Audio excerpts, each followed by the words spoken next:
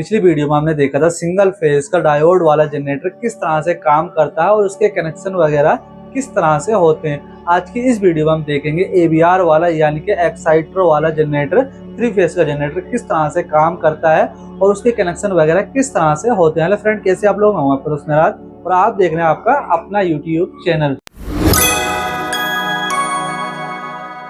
3 phase exciter generator यानी AVR वाला generator working principle किस तरह से काम करता है। 3 फेज का AVR वाला जनरेटर, तो जैसे कि हम जानते हैं किसी भी अल्टरनेटर के अंदर जो मेन पार्ट होते हैं वो 2 पार्ट होते हैं। एक होता है उसका मेन स्टेटर। स्टेटर 2 तरह से हो सकता है, या तो फिर रोटेटिंग वाला हो सकता है, घूमने वाला, जिसको हम आर्मेचर बोलते हैं, या फिर बॉडी में हो सकता है। और दूसरा जो होता है उसकी फील्ड होती है, फील्ड या तो बॉडी में हो सकती है या फिर रोटर में हो सकती है। अल्टरनेटर 2 टाइप के होते हैं, रोटेटिंग फील्ड टाइप अल्टरनेटर और rotating armature type alternator. Rotating field type जो होता है जिसके अंदर फील्ड घूम रही होती है रोटर के अंदर। रोटेटिंग आर्मेचर टाइप वो होता है जिसके अंदर घूमने वाला आर्मेचर होता है, मेन वाइंडिंग घूमने वाली होती है। तो अल्टरनेटर 2 टाइप के तो ये हो गए। उसके बाद उसके अंदर 2 पार्ट और होते हैं, या तो उसके अंदर स्लिप रिंग लगी होती है करंट को बाहर करने के लिए, या फिर उसके अंदर एक्साइटर लगा होता है। एक्साइटर उसके अंदर लगा होता है जिसके अंदर AVR होता है और उसकी जो फील्ड होती है वो रोटेटिंग यानी घूमने वाली होती है। और तीसरा पार्ट होता है उसका मॉड्यूल, जिसमें रेक्टिफायर हो सकता है, AVR हो सकता है, बूस्टर हो सकता है, यानी जो करंट को बूस्ट करता है, जिसमें हम ऊपर AVR लगाते हैं या फिर रेक्टिफायर लगाते हैं या फिर डायोड्स लगाते हैं। तो नॉर्मली मोटे मोटे अगर हम काउंट करेंगे वो 4 पार्ट हो जाएंगे। मेन वाइंडिंग, फील्ड है, स्लिप रिंग या फिर एक्साइटर और उसका AVR या फिर रेक्टिफायर वगैरह। तो सबसे पहले हम यहाँ पर उसकी बाइंडिंग कर लेते हैं। पूरी A to Z आपको कंप्लीट जानकारी मैं आपको यहाँ पर देने वाला हूँ। वीडियो थोड़ी सी लंबी हो सकती है लेकिन आपको इन्फॉर्मेशन एकदम बेहतरीन वाली मिलने वाली है। और यहाँ पर मैं आपको एक चीज और बता दूं कि अगर आप किसी प्रॉब्लम के बारे में मुझसे डिस्कस करना चाहते हैं तो आप प्ले स्टोर से call me for application download करेंगे और उसमें अपना मोबाइल नंबर डालकर रजिस्टर्ड करेंगे, बैलेंस ऐड करेंगे, मेहराज इंजीनियर सर्च करेंगे और वहाँ पर आप मुझसे बात कर सकते हैं। फिलहाल हम कहाँ पर थे, जैसे कि मेन वाइंडिंग जो होती है रोटेट, हम यहाँ पर AVR वाले की बात करें तो AVR वाले में जो मेन वाइंडिंग होती है वो स्टेटर टाइप होती है। जैसे कि नॉर्मली हम किर्लोस्कर टाइप या फिर लोरिस हमारा या फिर और भी काफ़ी AVR वाले देखते हैं। तो यहाँ पर ये मेन वाइंडिंग इसकी हो गई। डायग्राम पर आप ज़्यादा ध्यान न दीजिए, डायग्राम टेढ़ा मेढ़ा हो सकता है। तो ये हो गई इसकी मेन वाइंडिंग, मैं आप रफली बना दे रहा हूँ। अगर कनेक्शन पे जाएंगे इसके अंदर बाइंडिंग किस तरह से होती है तो वीडियो बहुत ज़्यादा लंबी हो सकती है, उसके ऊपर एक पूरी अलग से वीडियो बन सकती है। फिलहाल यहाँ पर ये हमने एक स्टेटर बाइंडिंग बना लिया। इसके अंदर से टोटल 6 तार बाहर को निकलते हैं। बाइंडिंग होते होते 6 तार बाहर को निकलते हैं। यहाँ पर मैंने ऐसे ही बना दिया, लेकिन कनेक्शन के बाद यहाँ पर एक सर्किट इससे बोलेगा, इससे बोलेगा। तो ये हमने एक सर्किट बना दिया R, और दूसरा होता है Y की जगह हम यहाँ पर ग्रीन कलर लगा रहे हैं। येलो कलर हमें मिल नहीं पाया, शायद मार्केट में नहीं होता। R, Y और ये B, ये आप इसको ध्यान दीजिए। ये पूरी बाइंडिंग होने के बाद आता है। तो नॉर्मली जो हमारे पास अल्टरनेटर के अंदर से जो वायर निकल कर आते हैं, किसी भी अल्टरनेटर के अंदर से 3 फेज के, वो 6 वायर निकल करके आते हैं। सबसे पहले होता है U1, U2, V1, V2 और W1, W2। अब यहाँ पर हमें 6 तार दिखाई दे रहे हैं। इस 6 तार के हमें 4 तार बनाने होते हैं। तो पहले इसी को क्लियर कर लेते हैं। इन 6 तार के 4 तार किस तरह से बनेंगे। ये U1, V1, W1 या फिर U2, V2, W2, इनमें से किसी भी 3 सिरे को हम स्टार बना देंगे, इसको या इसको। नॉर्मली जो बनता है वो यही वाला बनता है। तो इसको हम ये इस तरह से, ये हमने स्टार बना दिया। उन तीनों तारों को मिला करके जो एक तार बना है उसको हम बोलेंगे, क्या बोलेंगे, N। ये हमारा न्यूट्रल आ गया। यहाँ से तीनों को मिला करके न्यूट्रल बन गया। इन तीनों को मिला सकते हैं या इन तीनों को मिला सकते हैं। ये हमारे 3 फेस आ गए, ये हमारे 3 न्यूट्रल हो गए। तो ये तो हो गया हमारा स्टेटर यानी कि आर्मेचर। आर्मेचर घूमने वाला होता तो हम आर्मेचर बोलते हैं, अब इसको हम स्टेटर बोलेंगे। अब ये करंट किस तरह से बनाएगा। तो किसी भी अल्टरनेटर को करंट बनाने के लिए क्या चाहिए, प्राइम मूवर चाहिए। प्राइम मूवर यानी किसी भी चीज को हम अल्टरनेटर को घुमाएंगे। तो यहाँ पर हमने एक चुंबकीय क्षेत्र बना दिया है, बाइंडिंग बना दी है। इस चुंबकीय क्षेत्र के अंदर किसी भी हम धातु को घुमाएंगे तो फिर ये करंट बाहर को निकालेगा। अब ये करंट कितना बाहर को निकालेगा, ये हमारा 12 वोल्ट AC करंट बाहर को आउटपुट देगा। यानी यहाँ पर ये 12 वोल्ट देगा। न्यूट्रल से चेक करेंगे 12 वोल्ट देगा, और फेस टू फेस चेक करेंगे तो ये 24 वोल्ट AC करंट बाहर को निकालेगा। लेकिन निकालेगा तभी जब इसके अंदर हम किसी धातु को इसके अंदर घुमाएंगे, चुंबकीय धातु को। चुंबकीय धातु किस तरह से बनाएंगे, तो उसके लिए हमें बनाना होगा यहाँ पर एक आर्मेचर। ये हमने एक आर्मेचर बना दिया है और यहाँ पर ये इसकी कपलिंग हो गई। यहाँ पर इसमें काफी सारे नट बोल्ट लगे होते हैं, किसी में 12 होते हैं, किसी में 10 होते हैं, जो कि किसी भी प्राइम मूवर से, जैसे कि प्राइम मूवर इंजन भी हो सकता है, विंड टर्बाइन भी हो सकती है, कुछ भी हो। तो फिलहाल यहाँ पर ये हो गया और इसके अंदर 4 फील्डें लगी होंगी। एक फील्ड जो हमारी फील्ड है सिंगल फेज के अल्टरनेटर में हम देखते हैं तो वो फील्ड जो होती है वो बॉडी में लगी होती है, चारों कोनों में 4, लेकिन इसमें AVR वाले में रोटर में होती है 2 फील्ड है, 3 फील्ड हम यहाँ पर एक रफली बना कर दे रहे हैं। यहाँ पर ये 4 फील्ड हो गई और ये जो फील्ड होती है वो लगभग मोटे तार से होती है और इसका जो तार का साइज होता है लगभग 13 नंबर का होता है, 13 नंबर या फिर 12 नंबर के आसपास ये यहाँ पर तार होता है। और जो हमारा जो आगरा मेड होता है सिंगल फेज का या 3 फेज का, उसके अंदर तो वही 24 नंबर 23 नंबर, लेकिन ये जो रोटेटिंग फील्ड होती है इसके अंदर लगभग 12-13 नंबर का मोटा कॉपर का वायर होता है। और उसके बाद यहाँ पर ये इसकी शाफ्ट आ गई और उसके बाद यहाँ पीछे इसका बेरिंग आ गया और यहाँ पर जो होता है आगरा मेड उसके अंदर यहाँ पर स्लिप रिंग लगी होती है 3, लेकिन जो AVR वाला होता है उसके अंदर यहाँ पर एक एक्साइटर लगा होता है और उसके अंदर दुनिया भर की बाइंडिंग हुई होती है। और उस एक्साइटर के अंदर से, यहाँ पर मैं आपको पूरी डिटेल बता रहा हूँ, उस एक्साइटर के अंदर से सेम इसी तरह से बाइंडिंग हुई होती है और उसके अंदर से 6 तार बाहर को निकलते हैं। थोड़ा सा कलर, अरे बड़े दिक्कत दे रहे हैं कलर तो हमारे। ये इसके अंदर से टोटल 6 तार निकल करके आते हैं और इन 6 तारों के बीच में भी एक स्टार अंदर से बना हुआ होता है।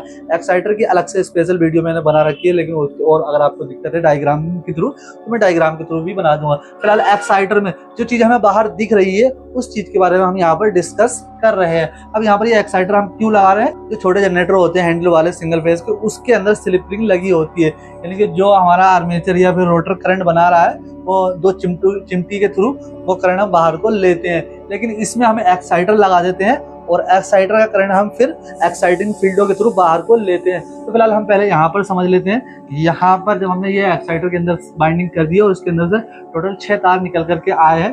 अब इन 6 तारों को हम यहाँ पर डायोड्स लगा देते हैं।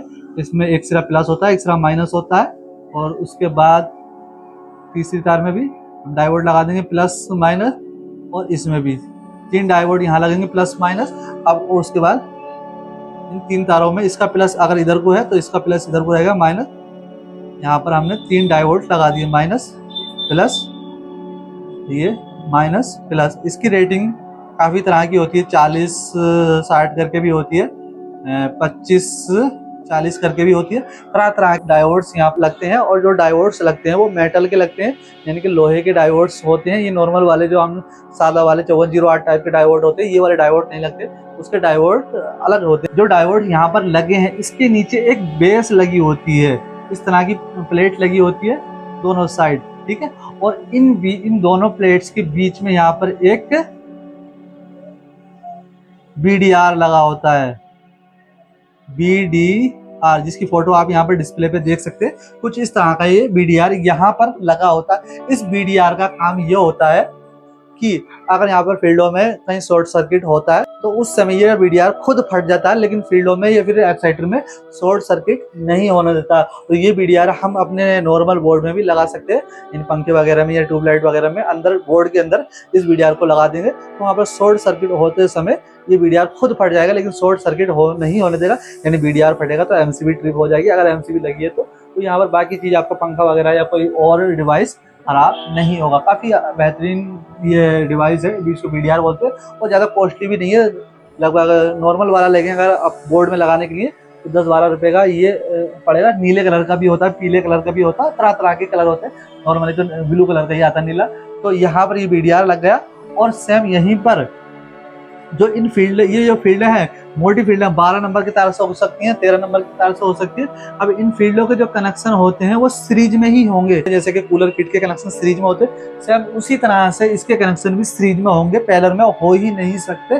पैरेलल में क्यों पैरेलल में इसलिए नहीं होंगे क्योंकि इतना मोटा तार तो ये पहले ही, और पैरेलल में अगर कर दिए तो इसके एम्पेयर बहुत ज्यादा होंगे। अगर पैरेलल में करेंगे उससे अच्छा तो होगा कि फिर मोटे तार की जगह और थोड़ा सा मोटा तार बढ़ा देंगे, लेकिन कनेक्शन सीरीज में ही होंगी। तो फिलहाल यहाँ पर 2 वायर निकल करके आते हैं, एक लाल कलर में मान लीजिए प्लस जिसको बोलेंगे, और एक जो है वो काले कलर में जो कि माइनस रहेगा। अब यहाँ पर जो ये माइनस वाला वायर है ये कहाँ लगेगा, जिसकी बेस माइनस है, ये बेस इसकी प्लस लगाई हमने, तो ये इसके अंदर को होकर के सुराख होंगे एक्साइटर के बीच में और ये माइनस वाली बेस पर चला जाएगा, और जो प्लस वाला है ये वाला वायर ये इसके अंदर से सुराख में हो करके ये हमारे यहाँ पर चला जाएगा। इसको हम यहाँ पर लगा सकते हैं, चाहे तो यहाँ लगा सकते, कोई इशू नहीं है। फिलहाल अगर कभी कभी क्या होता है कि हम इसको लगा देते हैं, बाइंडिंग करते हैं, करंट नहीं देता, तो फिर हम ये वाले प्लस माइनस चेंज, पहले तो हम AVR से प्लस माइनस चेंज करके देखेंगे। जो एक्साइटिंग फील्डों की हो तो वहाँ से नहीं होता, तो फिर मजबूरी में हमें फिर यहाँ से चेंज करने पड़ते हैं, इसके लिए हमें पीछे कवर वगैरह खोलना पड़ता है। फिलहाल ये जो फील्डों का करंट है सबसे पहले कहाँ आएगा, इस बेस में आएगा, जो कि मेटल की बेस है।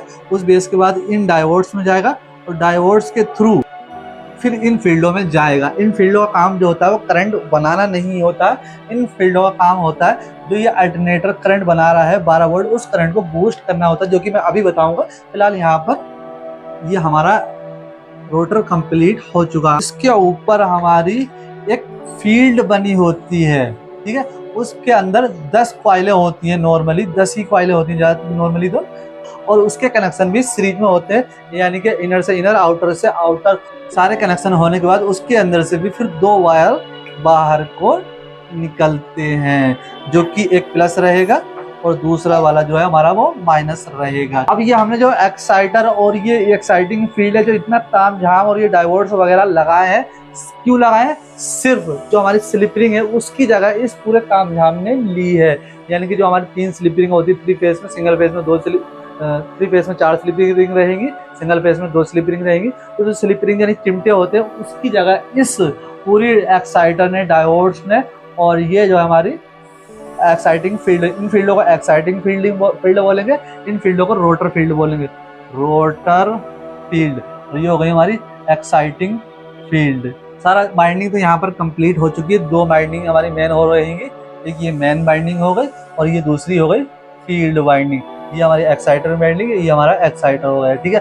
अब ये जो रोटर है ये कहाँ रहता है? इसके अंदर रहता है, और ये जो इसकी कपलिंग है ये हमारे इंजन से, टर्बाइन से या फिर किसी भी चीज़ से कनेक्ट रहेगी, और जब वो उसको मूव करेंगे, घुमाएंगे, तो फिर ये करंट बनाना स्टार्ट करेगा। अब ये करंट कैसे बनाता है? जब हम किसी भी बाइंडिंग को एक चुंबकीय क्षेत्र में मूव कराते हैं तो वहाँ पर करंट प्रोड्यूस होता है। यानी कि अगर हम इस अल्टरनेटर को घुमाएंगे, इस चुंबकीय क्षेत्र के बीच में ही चुंबकीय क्षेत्र बना दे, इसके अंदर हम इस रोटर को घुमाएंगे, यानी कि जनरेटर को, हम इंजन को स्टार्ट करेंगे, तो वहाँ यहाँ पर मैग्नेट बनना स्टार्ट होगा। इस मैग्नेट को, करंट को, इंडक्शन को बोलते हैं, म्यूचुअल इंडक्शन।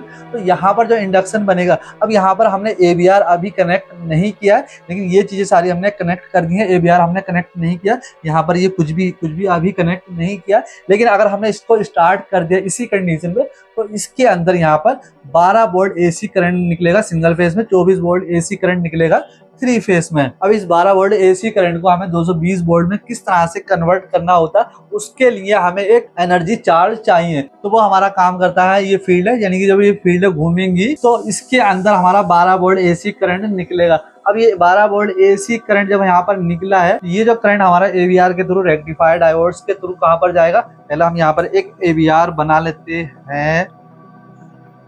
ये दुनिया भर के इसमें इक्विपमेंट हो गए, और उसके बाद यहाँ पर एक बेस होती है, कनेक्ट टर्मिनल बार, उसके अंदर यहाँ पर होता है F1, F2 एंड बाई होता है, फिर एक खाली होता है, और उसके बाद यहाँ पर होता है U। कॉर्नर पे हमारा रहेगा F2 और उसके बगल में हमारा रहेगा F1 हमेशा, ठीक है, ज़्यादातर ऐसे ही होता है। तो अब यहाँ पर ये जो हमारा F1, F2 है, इसकी जगह यहाँ पर प्लस भी लिखा हो सकता है किसी में, और यहाँ पर माइनस भी लिखा हो सकता है। F1 का मतलब होता है प्लस, F2 का मतलब होता है माइनस। तो अब हम इसके कनेक्शन किस तरह से करेंगे? यहाँ पर हमारी एक ये टर्मिनल बार आएगी, जिसके अंदर यहाँ पर 4 पॉइंट लगे होंगे। अब यहाँ 4 पॉइंट में यहाँ पर ये तो आ गया न्यूट्रल, न्यूट्रल हमेशा उल्टे हाथ पर रहेगा, फेस हमारे सीधे हाथ पर रहेंगे। यहाँ पर हमारा ये वाला आ गया R, ये हमारा आ गया Y, एंड ये वाला हमारा आ गया V, ठीक है। अब हम इसको 12 वोल्ट AC करंट को 220 वोल्ट AC किस तरह से बनाएंगे? वो हम AVR के थ्रू बनाएंगे। लेकिन अगर हम AVR ना लगाएं तब भी ये 12 वोल्ट को हमें एक 220 वोल्ट करंट बना करके देखा। उसके लिए हमें एक्सटर्नल एनर्जी चाहिए, क्योंकि हमें 12 वोल्ट की एक बैटरी लेनी होगी। बैटरी को हम कहाँ पर, जैसे कि हमने ये एक बैटरी ले ली 12 वोल्ट की, और यहाँ पर ये इसका माइनस हो गया, यहाँ पर ये इसका प्लस हो गया। अब इन तारों को अगर हम यहाँ पर लगा दें स्टार्ट करते समय रनिंग कंडीशन में इस तरह से, प्लस पे प्लस, माइनस में माइनस, अगर ये उल्टा सीधा हो जाए तो भी कोई इशू नहीं है। यहाँ पर उल्टा सीधा हो जाए बैटरी पर तो अब हम इस इंजन को स्टार्ट करने के बाद और यहाँ पर बैटरी के जो एक्साइटिंग फील्डों के तार है वो हम यहाँ पर लगा दें, चाहे ये एक्साइटर वाला हो या फिर स्लिपरिंग वाला हो या फिर कोई सा भी वाला भी हो, बूस्टर वाला हो। अगर हम इसको स्टार्ट कर देंगे तो यहाँ पर ये जो है 12 वोल्ट AC करंट है, 220 वोल्ट AC करंट में इसको कन्वर्ट कर देगा। क्यों ऐसा क्यों होगा? अब यहाँ पर पहला हम इसी को समझ लेते हैं, ये ऐसा क्यों होगा। देखो यहाँ पर ये हमारे चुंबकीय क्षेत्र है, मैग्नेटिक फील्ड जो हमारे स्टेटर की मेन बाइंडिंग है। इसके अंदर हम किसी धातु को, कंडक्टर को घुमाते हैं, जब हमने इसको इंजन को घुमाया, ये रोटर घूमने लगा तो इसके अंदर 12 वोल्ट AC करंट प्रोड्यूस हुआ यानी कि बना। अब इस 12 वोल्ट को हम AVR के थ्रू लेकर के जाते हैं तो ये AVR इस 12 वोल्ट करंट को यहाँ पर 220 वोल्ट DC करंट बनाता है और जो कि एक्साइटिंग फील्डों में चला जाता है। अब यहाँ पर ये हमारा 12 वोल्ट DC करंट एक्साइटिंग फील्डों के अंदर जा रहा है, लेकिन जब कंडीशन चेंज हो जाती है यानी कि हमारा ये एक्साइटर लग जाता है तो फिर यहाँ पर 12 वोल्ट की जगह यहाँ पर ये एक्साइटिंग वोल्टेज 70 से लेकर के 110 वोल्ट DC तक हो सकती है। फिलहाल अभी हमें जो दिख रहा है यहाँ पर ये 12 वोल्ट की हमने यहाँ पर DC बैटरी लगा रखी है, तो 12 वोल्ट यहाँ पर जा रहा है। कब जा रहा है? जब यहाँ पर ये घूम रहा है, ये 12 वोल्ट बना रहा है और उसके बाद यहाँ पर ये इसके अंदर 12 वोल्ट DC करंट जा रहा है एक्साइटिंग फील्डों के अंदर। अब एक्साइटिंग फील्ड इस एक्साइटर से कनेक्ट नहीं है, एक्साइटिंग फील्ड जो है एक्साइटर के ऊपर फिक्स है। एक्साइटर घूम रहा है, एक्साइटिंग फील्ड फिक्स है, जिस तरह से ये बॉडी फिक्स है। अब एक्साइटर इसके अंदर घूम रहा है तो 12 वोल्ट इसके अंदर जो करंट जा रहा था एक्साइटिंग फील्डों के अंदर, वो करंट मैग्नेट के थ्रू एक्साइटर के अंदर चला गया, फिर डायोड्स के अंदर चला गया, डायोड्स के बाद यहाँ पर ये रोटर के अंदर चला गया। अब रोटर के अंदर जब 12 वोल्ट DC करंट गया है तो ये DC करंट जब इसके अंदर जाने के बाद यहाँ पर ये करंट इस करंट के विपरीत होता है, तो इसके अंदर जब ये करंट बन रहा है 12 वोल्ट AC, तो उस 12 वोल्ट करंट को, इस 12 वोल्ट DC करंट को रोटेट होने की वजह से इसके अंदर जो इंडक्शन बनना है और इसका जो करंट है ये DC है, ये AC है, तो ये दोनों आपस में एक दूसरे के विपरीत है।